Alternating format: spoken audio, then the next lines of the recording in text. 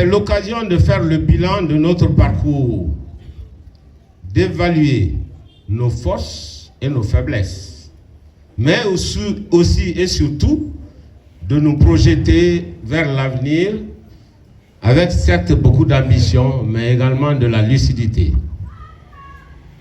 Nous devons tirer les erreurs du passé pour construire un programme politique cohérent, réaliste, mais audacieux. Un programme qui serait fondé sur les aspirations du peuple de Guinée, à savoir, premièrement, les routes et chemins de fer. Nous ambitionnons de faire 4000 km de routes bitumées. La restauration et l'extension du chemin de fer Conakry, Kankan, Sigrin jusqu'à Bamako. Deuxièmement, nous voulons donner l'eau à tous les ménages urbains et ruraux de la Guinée. Troisièmement, notre programme est d'électrifier les 33 préfectures et les 350 sous-préfectures de la Guinée. Nous voulons, quatrièmement, aider les paysans, jeunes et adultes, pour atteindre l'autosuffisance alimentaire et promouvoir les exportations agricoles comme c'était le cas avant l'indépendance de notre pays. Pour les jeunes qui sont là, qui ne le savent pas, la Guinée était le premier pays exportateur de bananes, d'ananas et de café dans toute l'Afrique de l'Ouest. Nous allons reprendre notre place que nous avons perdue.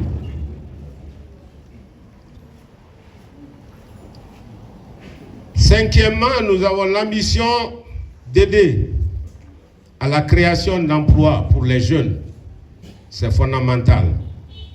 Et aider à l'entrepreneuriat dans les différents secteurs, dont les mines, l'industrie, l'agro-industrie, le tourisme et l'artisanat, et en plus de l'autonomisation des femmes.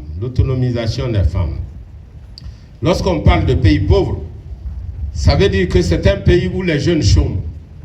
Si tous les jeunes travaillaient, le pays ne serait pas appelé un pays pauvre. Le pays est pauvre parce que les jeunes n'ont pas d'emploi. Ils sont la majorité de la population, ils sont la force de travail, ils sont l'espoir de notre pays. Faisons en sorte que les jeunes ne soient pas désespérés, comme malheureusement c'est le cas aujourd'hui. Sixième point, nous voulons promouvoir l'éducation, des infrastructures pour tous, la scolarisation de 100% des jeunes guinéens. C'est bien possible.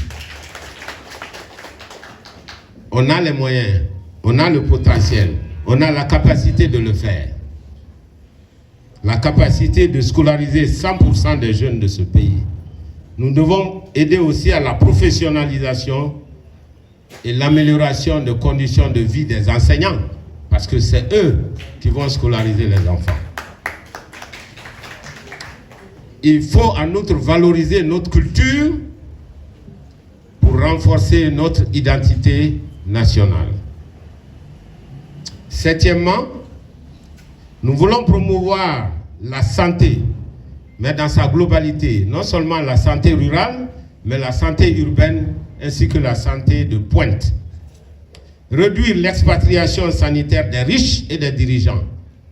La Guinée, c'est le pays où la classe dirigeante n'a pas fait beaucoup d'efforts de modernisation dans le domaine de la santé, parce que pour un oui, pour un non, ils sont en train de prendre l'avion et d'aller se faire soigner ailleurs. C'est vrai ou c'est faux?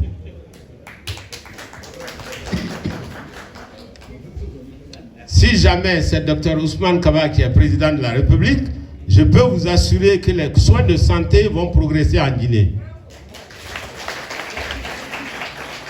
Vous savez pourquoi? Parce qu'il serait interdit à tout dirigeant de se faire soigner à l'extérieur. Comme ils sont obligés de se soigner ici, ils sont obligés de s'occuper de nos hôpitaux. Vrai ou faux? Voilà. Alors, huitièmement, nous souhaitons avoir une justice indépendante et équitable pour tous, Sans cela, on ne peut pas avoir un État démocratique de droit. Neuvièmement, on doit s'appuyer sur une administration moderne, efficace, décentralisée, en luttant contre la corruption pour accélérer le développement de la Guinée. Et dixièmement, enfin, assurer la sécurité des biens et des personnes, ça c'est fait par la police et la gendarmerie, ainsi que la défense du pays avec une armée forte, disciplinée et républicaine.